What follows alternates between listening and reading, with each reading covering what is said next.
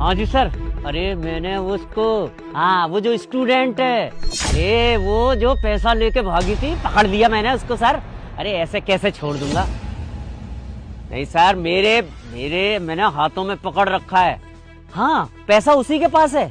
हाँ सर, अरे मैं लेके आ रहा हूँ थाने में। सर, आपने मेरा हाथ क्यों पकड़ा हुआ है? मैं बात करता हूँ सर। अरे हाथ क्यों पकड़ा हुआ है? अरे तुमने जो ज्वेलरी शॉप से चोरी करी थी और पैसा अपनी स्कर्ट के पीछे लगाया था, और मैं तुम्हें ऐसे ही छोड़ दूं? कौन सा पैसा? कौन सा पैसा?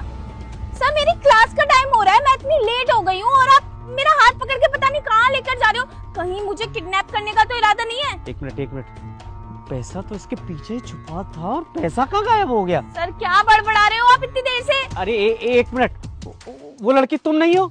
सर मुझे नहीं पता आप किस लड़की की बात कर रहे हो, मुझे क्यों पकड़ के लेकर आए हो, मुझे कुछ नहीं पता सर। देखो मैंने 1 ঘন্টার মধ্যে খুশি সংবাদ পাবে যদি আল্লাহর এই পবিত্র কোরআন